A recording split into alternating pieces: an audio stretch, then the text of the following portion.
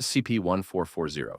Imagine you're walking down the street. You pass an old man with a glass cup, a sack, and a crusty deck of playing cards. Suddenly, you have type 1 diabetes, your hair falls out, your organs fail, and a plague from the 14th century materializes in the Starbucks across the street. Oops! Looks like you just brushed past SCP-1440, also known as the only old fart you don't want to square up against. So, who is he? No clue. He looks like your average crusty pensioner, but claims he once died in war, then challenged the Brothers of Death to a card game to win his life back. He actually won, and then immediately fumbled the bag by stealing their prized possessions. 1. A cup that heals anything. 2. A sack that traps anything. And 3. A deck of cards that brings good luck. Just not to him, apparently. Instead, he got cursed to be a one-man natural disaster. Wherever he stays too long, everything dies. People, buildings, SCPs, retirement dreams, all gone. Naturally, the Foundation tried to contain him. That's when he politely walked into the facility, asked for help, and unintentionally nuked the place. Hundreds dead. 6 SCPs gone. One guy's lunch exploded. But the worst part is that he actually wants to be contained. Too bad nobody can figure out how without dying. So now he spends his golden years roaming the Earth, killing everything in a 5-mile radius by accident. SCP-4567-J. You all remember SCP-3199, right? That nightmare chicken that lays eggs in any unoccupied space. Closets, elevator shafts, your coffee mug? Well, I wouldn't be surprised if it laid this thing too. SCP-4567-J is a 3.9-meter tall humanoid egg, with 7 human legs sticking out at random angles and 1 eye that blinks independently. It's encased in a shell made of organic compounds and dried human muscle tissue, which is exactly as disturbing as it sounds. Its only goal? Find Parmesan cheese. Not world domination, no crazy revenge plot. Just cheese. So we can all relax. Unless your name is Brie. This thing can't say anything except Parmesan in a flat, robotic voice. Even more robotic than my own voiceover. But at least mine's sexy. If you agree, subscribe, or else you'll find eggs in places you don't want them. Alright, I'll stop being cheesy now. Speaking of cheese, when SCP-4567-J finds it, things get weird. It violently convulses, shakes, and emits a blinding light while consuming the cheese through a crack in its shell. The light's so intense nobody can watch the process, which is probably for the best. After eating, its legs retract, the eye closes, and it stays dormant for 24 hours. Then it wakes up and starts hunting again. Anyway, containment is basically the worst case scenario, because nothing contains it. It's practically immune, or at least absurdly strong and weird. Enough that all known containment protocols fail. Now it just walks across the globe 24/7, crushing locks, breaking walls, sprinting at inhuman speeds just to sniff out its next Parmesan supply. SCP-507. SCP-507 is a guy who can't stay in one reality for more than 2 weeks, not by choice, just against his will. He's classified as the reluctant dimension hopper, which just means he randomly gets yeeted into alternate dimensions at the worst possible times. He's an average-looking, slightly overweight guy found in an asylum after repeatedly escaping. Guards thought it was teleportation. Turns out, he was just involuntarily hopping realities. The Foundation took him in, and he went willingly, probably hoping they could fix it. Unfortunately, it appears no amount of containment can stop SCP-507 from jumping into other realities, himself included. The shifts are completely random. Sometimes he lands in a world basically identical to ours. Other times, giant spiders, moving corpses, and once, talking hot dogs. Then there was the dimension where he met the Smiling Man, a guy in a suit whose face was uncomfortably close when 507 turned on his flashlight. The man said, "Back so soon?" To which 507 responded by emptying his gun into the darkness and waiting it out, which makes him the first white guy with a solid survival strategy, honestly. Anyway, his ability is the reason why he's uncontainable. Though he's given permission to roam freely around the facility and use the internet, he's accompanied by an agent. Not to stop him, just to notify everyone in case he shifts again. One tiny problem, though. Anyone touching him when he shifts goes with him. One agent grabbed his shoulder mid-shift and ended up lost in another dimension. They never found him. So now there's a strict don't touch 507 rule after 2 weeks between shifts. So yeah, he's technically safe, but he can't high-five without risking interdimensional kidnapping. SCP-173. Alright, I lied. This one isn't exactly uncontainable, but when you hear what's needed to contain it, you'll understand why it might as well be. SCP-173 looks like a peanut-shaped statue made of concrete, rebar, and Krylon brand paint. So if you like peanuts, you're probably gonna like this one. Well, until you realize the kind of horror it brings. You see, this thing stands at 6.6 feet tall, weighs 468 kilograms, and has one hobby: cracking other people's nuts instead of its own. Here's the golden rule. Don't ever take your eyes off it. Not for a second. Because the moment you look away, even to blink, it sprints at you at breakneck speed and literally breaks your neck. That's it. That's the whole threat. You're safe as long as you maintain eye contact. Blink? Dead. Tie your shoes? Dead. Sneeze? Deader than the concrete it's made of. Nobody knows why it does this. Maybe it likes staring contests. Maybe it craves attention. Either way, if you have a peanut allergy, stay far away from this guy. If you don't, also stay away. Now, containment is basically the world's longest staring contest. 3 people enter the cell at once, doors locked at all times, maintaining constant eye contact while cleaning. Oh, and speaking of cleaning, his cell is covered in shit. Yeah, apparently a peanut that cracks people wasn't shitty enough, so now it's literally covered in it. Anyway, whatever you do, don't ask him about D, because if you do, you'll meet D's nuts real quick, and it'll be the last thing you ever do. SCP-001. Brace yourself because we're about to meet the GOAT, also known as the greatest guardian of all time or whatever. I mean, you're not 001 for nothing, right? And yes, I know there are plenty of 001 proposals, but this guy is quite literally the star of the show. You see, the Gate Guardian is no other than the guardian of the gates of Eden himself, possibly the angel Uriel. He's stationed somewhere in present-day Iraq, standing at approximately 700 cubits tall. That's about 1,050 feet, for anyone who doesn't measure things in ancient biblical units. And not gonna lie, bro looks absolutely majestic with his flaming wings and a sword that burns at temperatures rivaling the sun, which matches his sole purpose. Stand there and look hot? I mean, guard a gate, obviously, and he takes that seriously. He hardly ever moves from his post, but the one time he did, he approached the SCP Foundation's founder, Aaron Siegel, and said one word: prepare. Luckily, Aaron Siegel understood and built the Foundation. If it were me, I would have thought he wanted to barbecue. He lights the fire, I'll prepare the steak, whatever. Sure enough, he's uncontainable. What are you gonna do? Ask nicely? Because apparently, anything that comes within a kilometer gets evaporated immediately. The Foundation tried drones, missiles, even nukes, all obliterated. So they decided to do the next best thing. Build a perimeter around it and just watch. Because any movement from the Gate Guardian means the world is ending soon. So yeah, let's just hope he dozes off like a normal guard. Otherwise, we're all cooked. Literally. SCP-3899. If there's one SCP that's driving the Foundation absolutely crazy, it's SCP-3899. And trust me, when you encounter it, you're about to be in for a wild ride. It's a Keter-class Black Peterbilt 379 that appears out of nowhere at night, going 430 kilometers per hour. So, like, just barely above legal in Florida. Oh, and it also teleports up to 300 meters to avoid obstacles, while black smoke smelling like ash, diesel, and blood pours from its exhaust, which should give you a clue that it's not on the road to deliver your groceries, by the way. Instead, it's every driver's nightmare, apart from parallel parking. Surprisingly, there's someone or something operating behind the wheel. Only known as SCP-3899-1, it appears as the average chubby trucker driver with a billet hat. The only difference is his passenger situation. Instead of a box of donuts riding shotgun, he's got tentacles. Whether that's his helper or another SCP hitchhiking, SCP-3899-1 won't tell. Now, you might think, okay, weird truck, still containable, right? Well, not really. He shows up at night, vanishes at sunrise, and disappears instantly if it causes an accident. So yeah, you can't exactly box in something that snaps in and out of existence on a whim. The Foundation tried everything: roadblocks, containment chambers, strongly worded letters. Nothing made a dent. So now they decided to go down another road and just monitor it instead. Guess they got tired of chasing his ass for real. But despite being a road rage incarnate, SCP-3899-1 is oddly polite. One witness who crashed because of him even got an apology letter saying, "I'm sorry, didn't mean no harm. Get y'all a new rig and drive on," along with $12,000 in bloodstained bills. So if you see a black semi at night, just remember, he might kill you, but at least he'll feel bad about it. SCP-682. From the road rage truck, we go to just pure rage. SCP-682, otherwise known as the hard-to-destroy reptile, is literally that, a reptile beast that no amount of weapons, methods, or even SCPs can be used to get rid of. Even with 87% of his body destroyed, this musty crocodile can still walk, talk, and, apparently, insult people.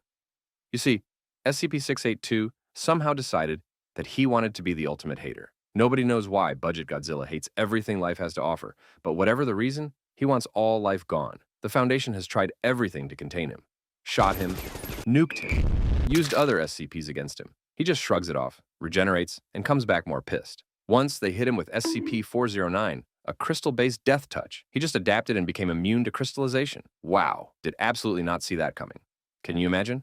Anyway, they've basically given up and dumped him in an acid bath. Does it kill him? Nope, but it keeps him mildly annoyed and mostly underwater. Still, they have to be careful. Give him a rock and he'll eat it. Give him a guard and he'll also eat it. Shockingly, there's one person he doesn't want to eat. SCP-053, a sweet little girl whose mere presence turns people into psycho-murder machines. Apparently, SCP-682 and SCP-053 get along pretty well. Croc lets her doodle on his scales and even allows her to call him, wait for it, Lizzie. But it's not because SCP-682 wants to be her mommy or whatever. He probably just respects the fact that she also breaks people's brains. Happy bonding moment, I guess? SCP-999. SCP-999 is a bright orange blob of jelly nicknamed the Tickle Monster. From the name, it definitely sounds like the type of creature that commits massacres and aims for world domination. But looks can be deceiving, apparently, because instead, this guy just sits on people until they feel better. And somehow, this is one of the most powerful SCPs alive. Let that sink in. 999 doesn't just bring good vibes. It's a walking antidepressant. Depression, gone. PTSD, healed. Arthritis? Who knows, probably. He even tried to pull an I can fix him on SCP-682, which went about as well as you'd expect. Now, SCP-682 totally hates SCP-999's guts. And understandably so. Anyway, the Foundation basically treats him like a therapy dog with diplomatic immunity. He roams freely, hangs with staff, and probably has a fan club. And if you want him back in containment, just ask nicely. I'm serious. He's too wholesome to disobey. And I already hear you. Why the hell would you put a piece of jelly in this list? Well, let me explain. Technically, he's classified as safe and fairly easy to contain. But realistically, Slime Boy can slither in, slither out, climb up, flatten down, squeeze through doors, and slip past barriers. So containing him would be pretty much useless anyway. Plus, with his ability to befriend anyone and tame enemies by making them happy, SCP-999 is kind of overpowered. Thankfully, though, he's a good boy. Because if he ever turned evil, we'd all die laughing. SCP-3199. SCP-3199, also known as Humans Refuted, is an extremely violent, horrid-looking, man-sized chicken that's known to attack humans on sight. It can be described as a mix of silky chicken, chimpanzee, muscle, and my channel logo, which is an egg-cellent way to describe it. This thing is 6 feet tall, hairless, and constantly sweating egg juice. It's Keter-class because, yes, it's hard to kill, but mostly because it can't stop breeding. When you kill it, it leaves behind a surprise. One fully loaded egg-laying nightmare. When stressed, it lays massive rubbery eggs through its throat. These eggs are covered in acidic goo, and once laid, do one thing. Sit there until the temperature is just right and hatch a new 3,199, which also lays eggs, which also hatches. You get the idea. They lay eggs in any unoccupied space. Closet, egg, elevator shaft, egg, empty coffee mug. Hope you like protein. The eggs are nearly indestructible, resistant to pressure, blades, acid, and most logical attempts at science. Containment involves submerging them in hardened acrylic blocks inside an acid-resistant steel room, with CCTV watching 24/7. There's even a backup perimeter zone just in case one starts twitching. If they breach, the site floods with sedative-laced distilled water, because apparently they mistake liquid for occupied space and stop laying eggs in it. These things aren't random. They're a mirror. 3,199S replicate endlessly, filling every bit of space, with no clear reason other than because they can. Remind you of anything? Turns out, humanity might not be the contrast. Just the test run. SCP-1128. SCP-1128, also known as the aquatic horror, manifests as a gigantic, enormous marine predator to anyone exposed to a full description of it.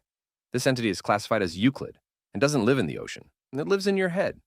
I'm not saying it's swimming around in your brain, but the second someone gives you the full description, either written, spoken, or visually depicted, you're basically cooked. After exposure, people develop a fun little habit, refusing to touch water. Because they know any pool, pond, or suspiciously deep puddle becomes a trapdoor. If you're unlucky enough to get wet, you don't just drown. You become an actual mermaid. No, kidding, that's another story. Instead of growing a tail, you get yanked into a personal hell dimension, a deep, alien ocean, where SCP-1128 is already swimming, already hunting. Basically, thalassophobia's final boss. Some come back, screaming, gasping, puking seawater like a fire hydrant. One guy reappeared, missing half a leg and still apologizing. Others don't come back at all. And the survivors? You'll wish they didn't, as they can't seem to shut up about what they saw. And if they get too detailed, now you have the curse, too. Containment is a disaster. All records are shredded, survivors are memory wiped, and if you so much as describe it in charades, that's a full lockdown. So now that we've got that out of the way, here's a full description of what the creature looks like. SCP-01. SCP-01, also known as When Day Breaks, is the sun, except now it's Apollyon class, which is Foundation code for we lost, no fix, no reset button, just sunrise and ruin. The second visible light hits a living thing, it liquefies like butter in a microwave. Skin peels, bones fold, organs slide out, and you stay alive through all of it. You become SCP-01A, a sentient skin puddle with working vocal cords and way too many emotions. They don't attack, they just sort of wander, drip, and whisper things like, "Come with me!" Eventually, they fuse into one big slow-moving meat blob that's still somehow trying to hug people. Kinda looks like that girl from The Substance. It's upsetting. Moonlight triggers it too. A single shaft through a crack in a bunker door is enough. Suddenly, the entire world smells like barbecue. It's less global warming and more global slow roast. You used to worry about skin cancer? Nice. Now you are the tumor. Containment is mostly wishful thinking. The Foundation's tucked itself underground like a hermit crab. A few sites survive, but everyone else is soup. Some idiots are still planning a space launch. Hope they packed sunscreen. So if someone outside says, "It's beautiful out," do not go up. That's not your friend. That's something soft and melting and wearing your friend's voice like a mask. SCP-017. SCP-017, also known as Shadow Person, is a Keter-class humanoid made entirely of shadow. Roughly the size of a midget, it just floats there, silent, shapeless, and vaguely pissed off at the concept of light. No eyes, no mouth, just a blurry outline like someone vaped a person into existence. It doesn't move unless something casts a shadow on it. That's the switch. And this thing absolutely despises shadows. Why? Who knows? Might just hate competition, doesn't matter. If your shadow touches it, you're gone, instantly. No scream, no gore, just clean deletion. It resets like nothing happened and waits for the next idiot to forget the rules. It doesn't walk, doesn't twitch, doesn't even blink. You could tap dance in front of it and it wouldn't care, unless you block the light. That's when it attacks. Containment is basically one big light box. A glass cell wrapped in floodlights from every angle, with zero room for shadows. If one bulb fails, you've got a body count. Everything's automated. Nobody's allowed inside unless they're cool with being a science experiment. Where the victims go is still unknown. If the lights fail, it moves. And when it moves, someone disappears. There's no warning, just absence. SCP-3889. SCP-3889, also known as the greatest fisherman who ever lived, is Henry Holland Hank McAllister, a fisherman born in 1849 who somehow still exists, still fishes, and still hasn't aged out of ruining everyone's day. Officially, he's just a leathery old man with a rod and tackle box. Unofficially, he's a fishing disaster magnet, much worse than the dudes who pose with fish on Tinder. He shows up along the U.S. East Coast, anywhere from Maryland to North Carolina, armed and unfazed by physics. At random intervals, he initiates a 3889 TEHOM event by casually casting a line into brackish water. Minutes or hours later, he reels in something that should not exist. Past catches include a skyscraper-sized corpse octopus made of human remains, a glowing sea blob that leaked radiation, and once just a normal baskin shark. Good news. Hank disappears after each event. Bad news. His catches don't. Foundation naval response teams have used everything from machine guns to tactical nukes. Doesn't always work. Henry can't be contained. Attempts result in him dropping some cryptic one-liners like, "You can't bottle a squall, son," or "Only fool catch takes fool bait," before vanishing. In his place appears a random Foundation agent, confused, mildly traumatized, and accessorized with something humiliating like a bobber up the nose or sinkers in their pants. The Foundation officially labels him as local folklore. Because yeah, that's easier. So if you ever hear, "Tide's right, might snag something awful today," run, or you're about to be the bait. SCP-354. SCP-354 is a stationary puddle of red liquid in the middle of nowhere, Canada. Not blood, but close enough to make you uncomfortable. It has no visible bottom, gets thicker the deeper you go, and yes, dumb souls have tried to find the bottom. Spoiler, they haven't returned. So yeah, turns out Canada isn't all polite mousse and maple syrup. At first it was classified as Euclid, until it started spitting out random stuff. We're talking six-legged murder bats, humanoid tanks, other SCPs, and one completely normal guy who politely asked where he was. The Foundation shot him anyway, just in case. Honestly, fair. Most of what comes out is hostile, fast, and deeply offended by the concept of walls. Imagine it spits out Canadian singer Justin Bieber mid-baby. Not saying it happened, just saying if it did, everyone would have just nodded and kept their guns up. Originally, the Foundation built a little observation shack nearby. That shack got shredded. Then they built a fortress. That also got shredded. Eventually, someone thought, let's just drain the thing. That plan ended with everyone on site going feral and nuking the facility. So now they just leave it alone. Politely, containment is elaborate. Area 354 has been rebuilt around the pool. It's staffed with armed response units, researchers, and D-Class on monster wrangling duty. No one goes near it unless O5 signs off. And even then, it's mostly for study or figuring out how to delete the thing entirely. The red pool doesn't act like a portal. It's like an itchy throat. And one day, it's going to cough up something too big to stop. SCP-169. SCP-169, also called the Leviathan, is a Keter-class anomaly. That is, technically speaking, the size of a problem you can't run from. It's not a monster in the ocean. It is the ocean, or at least a good chunk of it. Early explorers thought its back was just a regular island chain. People fished off it, had picnics, took selfies. No one realized they were setting up lawn chairs on the crusty shell of a gigantic prehistoric arthropod that makes Godzilla look like a little garden lizard. Estimates put it somewhere between 2,000 and 8,000 kilometers long. And I'm not exaggerating, that's a real guess. It's possibly older than bones, and somehow it's still alive, still breathing. Hopefully it's sleeping, though, because when it shifts, even slightly, tsunamis happen, earthquakes happen. Imagine if this guy ever farts, we would probably lose an entire continent. Containment doesn't exist. The Foundation's best plan is pretend it's not there. Any satellite that catches movement, image wiped, civilian ships rerouted, or let's just say, lost at sea. They even invented a fake endangered bird population just to keep tourists away. Top-tier gaslighting. So, if SCP-169 ever wakes up fully, there won't be a war, there won't even be a scream, just new maps, and fewer people to read them. SCP-3812. SCP-3812, also known as the voice behind me, used to be a guy named Sam Howell, died in 1996. Buried, mourned, case closed, until he pulled a full resurrection arc and casually floated into the sky. Since then, he's gone from random dead guy to what's probably the most unstable, overpowered reality bender in Foundation records. Keter-class, obviously. Not because they are containing him, because they aren't, but because they are running out of ways to pretend they understand what he's doing. He has schizophrenia, not the metaphorical kind, the cosmic system-level kind. He can't tell what's real, so he changes the world until it matches what he thinks is real. Sometimes that's harmless, sometimes it's a building collapsing, a time loop snapping in half, or a city that suddenly never existed. The Foundation doesn't know how many people have been erased. They only know it's happened more than once. Containment doesn't exist. Put him in a box, he deletes the box. Try to tranquilize him, he retroactively decides you were never aiming. The only protocol is tracking his location, currently drifting above the South Pacific, and minimizing damage when the next mental breakdown happens. He's not violent, but he's unstable, lonely, and completely removed from the world he used to be part of. And when the disconnect becomes too much, reality folds to keep him comfortable. SCP-3812 doesn't exist in reality anymore. He edits it when he remembers, deletes it when he forgets. Either way, we're just collateral damage he hasn't noticed yet. SCP-058. Ever wondered what happens when you shake a cow? Yeah, it's not a milkshake. It's an angry, four-legged cow heart with barbed tentacles and a scorpion tail. Turns out, the only thing worse than lactose intolerance is a cow heart that doesn't want to stay in the cow.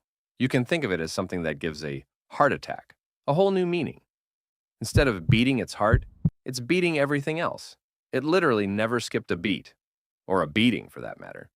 This thing first appeared inside a Foundation facility, immediately slaughtered dozens of staff, then casually trotted into town for dessert.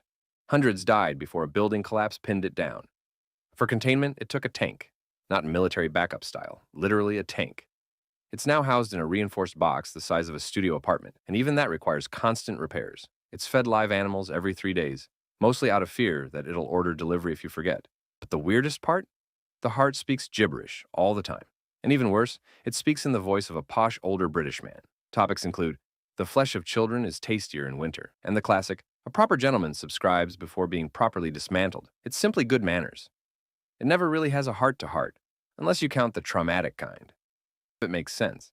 It just speaks in weird, poetic violence while actively trying to kill everything that moves. At least it put its whole heart into massacres, so I respect the hustle. Survival chance, 2%. Unless you're fluent in nonsense and made of brick. SCP-1013-J. Technically, it's a joke entry, but practically, it's a global squirrel uprising. This thing isn't a single creature or mutant species, it's squirrels. All of them. According to the Foundation, squirrels are running a global surveillance and sabotage network. They operate as a coordinated intelligence group, spread globally, with goals that may include world domination or, at the very least, human destabilization. They've been seen practicing martial arts, training with improvised weapons, and coordinating like tiny furry soldiers. That squirrel staring at you from the fence post? That wasn't curiosity. That was surveillance. A mobile task force codenamed Fuzzbutts has been assigned to keep tabs on them. It's made up entirely of dogs and cats, apparently the only species the squirrels will even acknowledge. The Foundation urges zero contact, especially if you've ever fed them, taunted them, or, God forbid, hit one with your car. One man who shot squirrels with a BB gun was later found wrapped in vines, body full of bite marks, and mouth jammed with BBs. The squirrels had a message, and it involved D's nuts. They're small, fast, and literally everywhere. You're not paranoid. The squirrels are just out there collecting intel. As for conflict resolution, it's unclear. But we assume a squirrel fight is called a squarrel. And if you hear acorns cracking late at night, maybe check if your nutcracker's drafted. Survival chance 40%, 15% if you keep birdseed out, 0% if you've ever made a chipmunk joke in church. SCP 7000. SCP 7000 is a Euclid-class anomaly that's basically broken luck. Reality itself is falling apart, and at the center of it all is SCP 7000-1, also known as Dr. William Weddle, who's basically the biggest loser on Earth. He's a not-so-impressive researcher whose biggest achievement used to be losing his lunch to a vending machine. Then, in 2022, something strange happened. All the bad luck in the world stopped spreading around and started targeting just him. Planes don't crash anymore, bridges don't fall, unless Weddle's nearby. Turns out SCP-7000 is a weird global breakdown in probability. Random chance just stopped working right. And Weddle? He's the poor guy soaking up all the chaos. Somehow, by attracting disaster, he stops it from happening to everyone else. Weddle isn't the anomaly itself. He's the human anchor for it. His presence draws chaos, so everyone else around him experiences oddly perfect days. The Foundation figured this out fast. So they started sending him on missions. Got a terrorist group with mutant bees? Send Weddle. He'll probably trip over his own foot, but the bees? They'll vanish, because probability bends around him. Bad things still happen, but only to him. They tried to keep him safe in a desk job, but it backfired. Every time they pulled him from the field, things got worse. Talking animals, exploding volcanoes, gods doing the moonwalk. No joke. So now, he's basically reality's punching bag. Everything breaks around him, but not for the rest of us. Survival chance? 100% if you're near him. 0% if your name rhymes with Fettle. If that's you, good luck. You'll need it. SCP-112-ARC. You know that one guy who takes No Nut November way too seriously? Now imagine he's a glowing metal orb buried deep underground, and he can kill you with gravity if you've ever even thought about sex. That's SCP-112-ARC, a 2-meter wide sphere, radiating heat, waves, and pure hatred for sex. Nobody knows what it is or where it came from, but one thing's clear.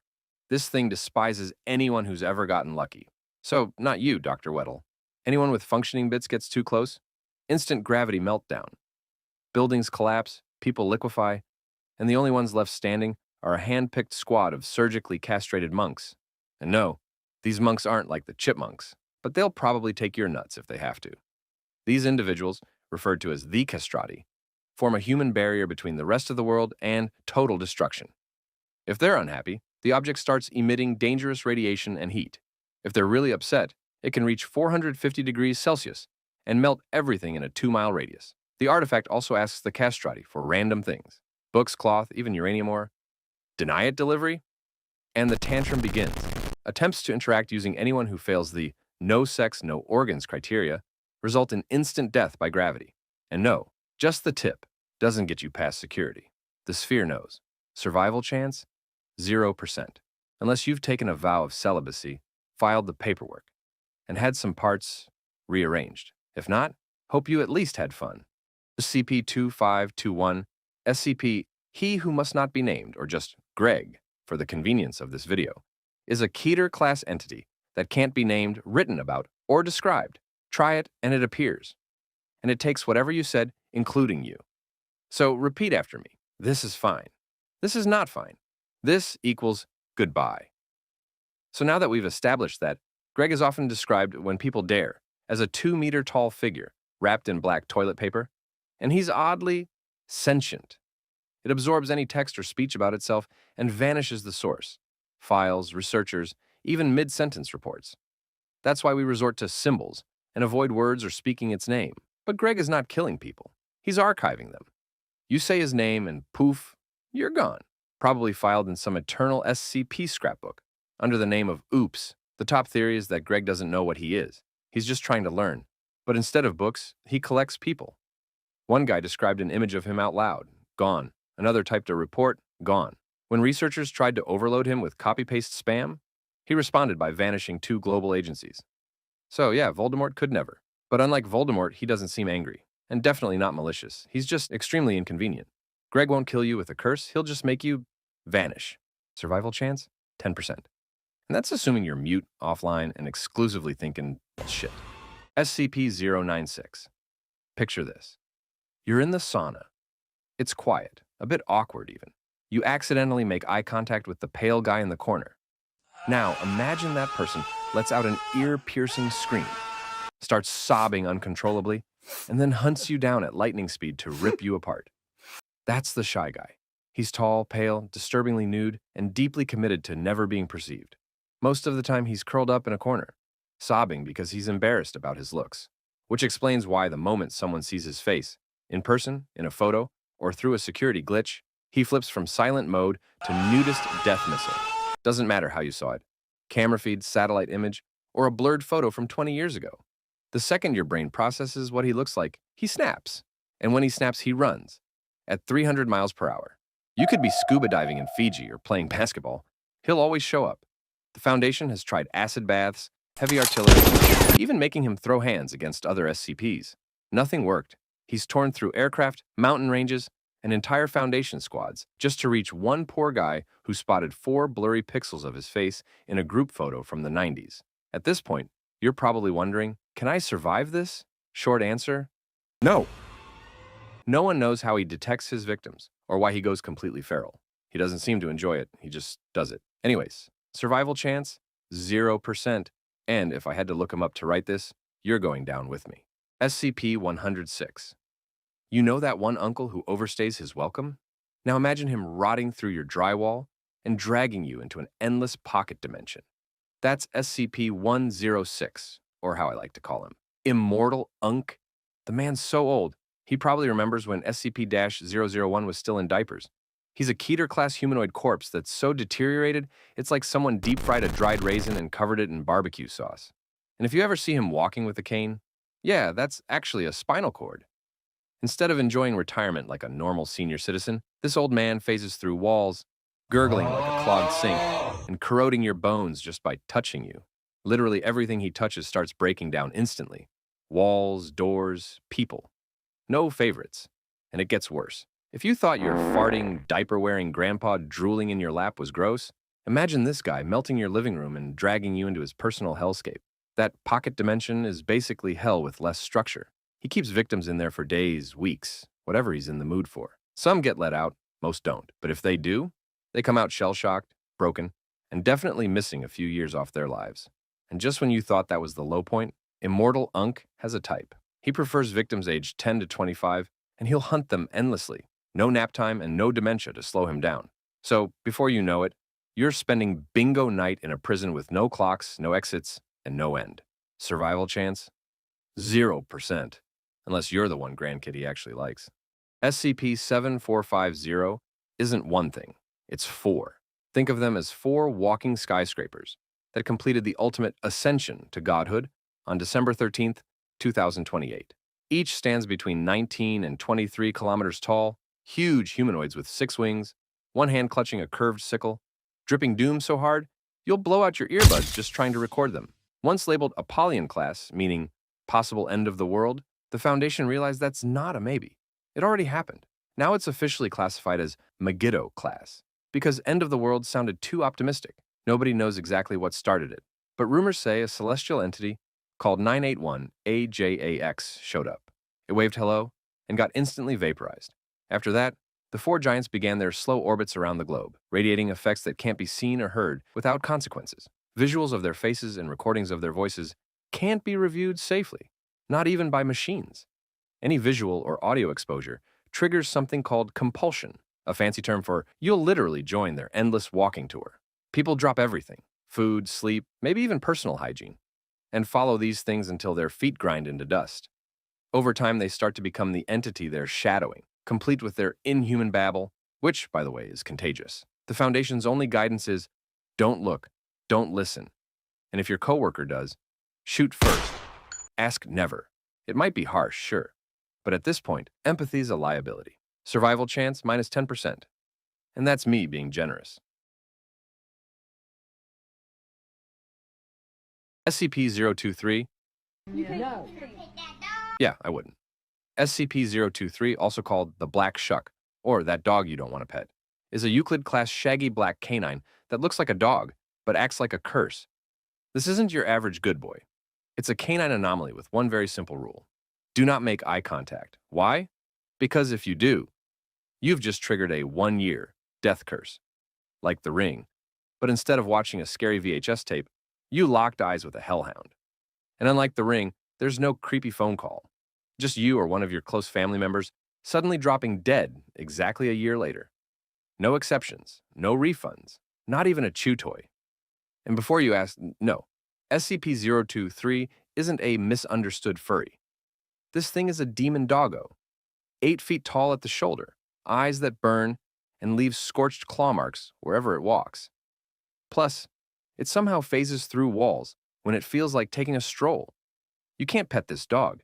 You can't even boop the snoot. Real alpha energy.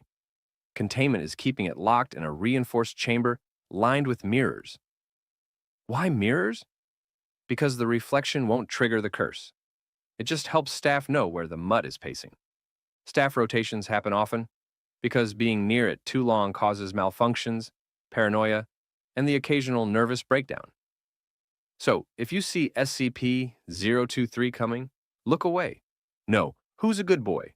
Just turn around and walk fast. After all, you don't want to have a rough day and end up in the doghouse. For real. SCP-610.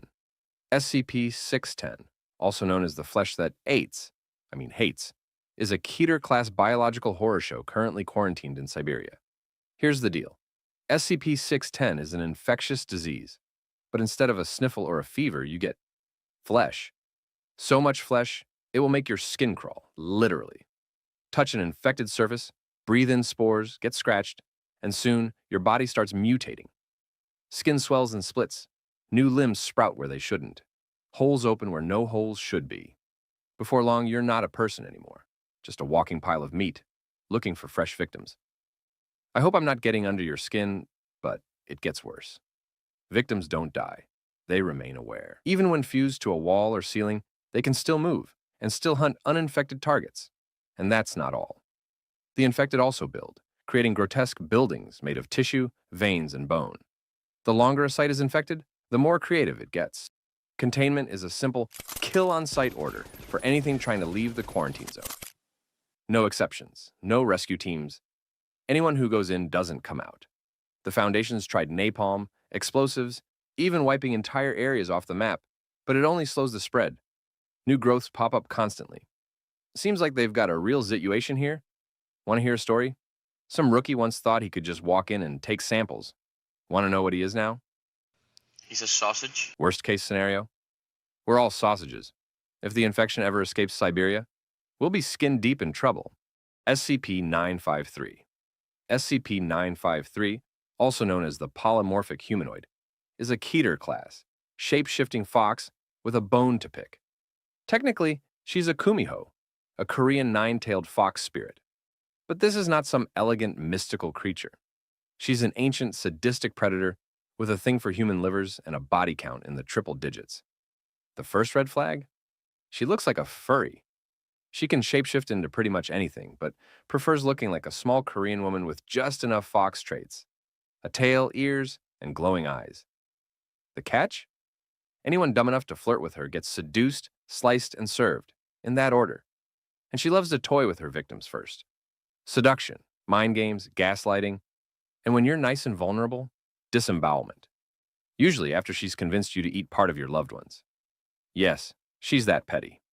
Despite centuries of imprisonment, she's still mad about humanity killing the old ways, and sees the Foundation as the ultimate insult, steel boxes for gods.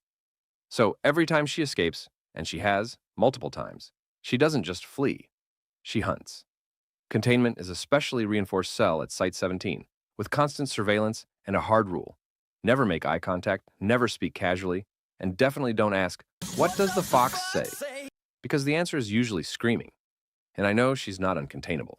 People are just too busy simping to follow protocol. Which is why we keep finding corpses with flirty texts and missing livers. SCP-055. SCP-055 is one of the weirdest Keter-class objects the Foundation has. Because half the time, nobody even remembers it exists. It's an anti-meme. A self-keeping secret.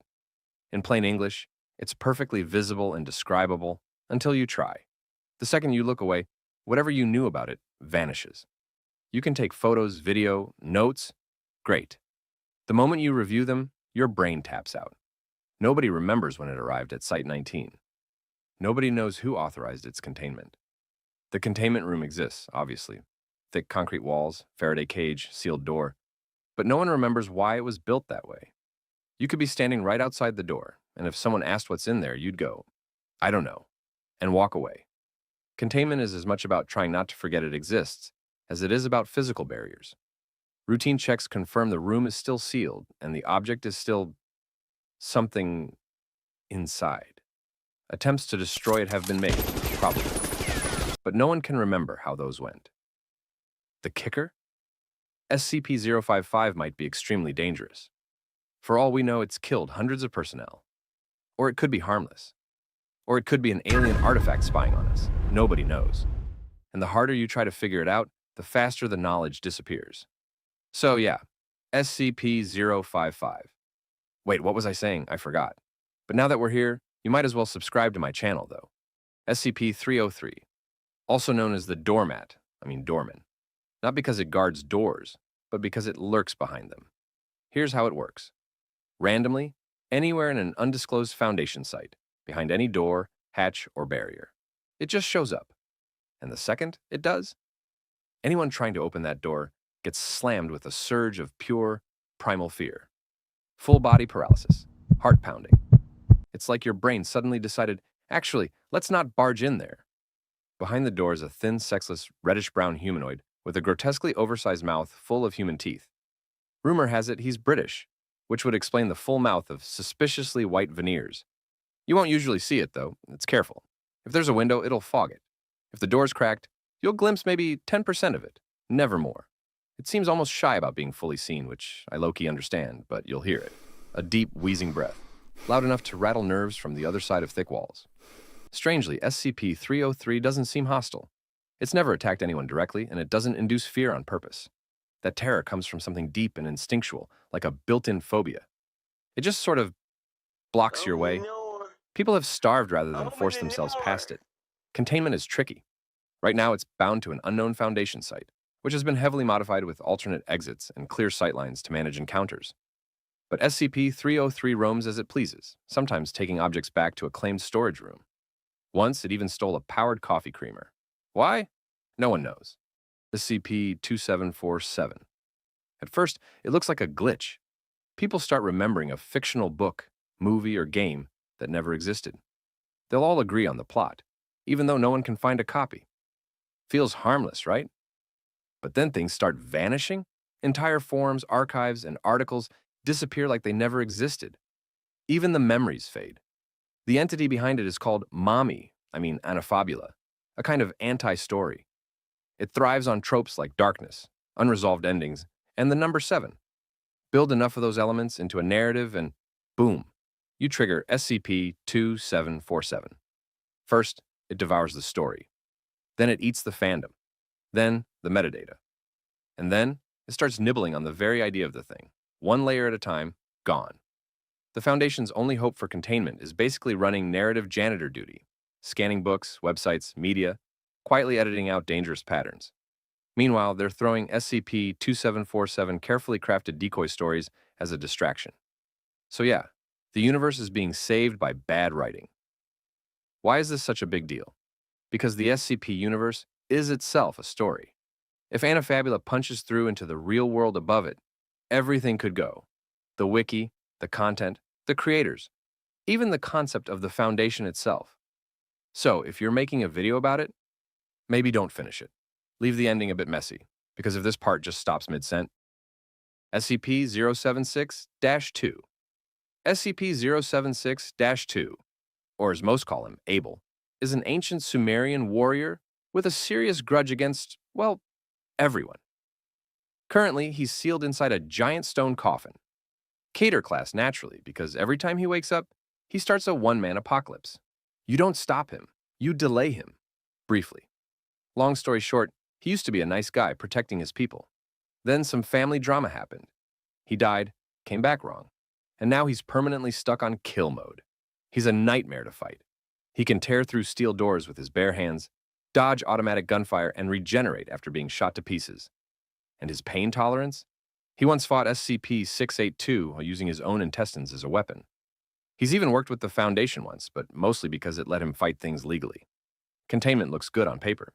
SCP-076-1 is buried deep underground, behind multiple blast doors and automated turrets. A kill team's on permanent standby.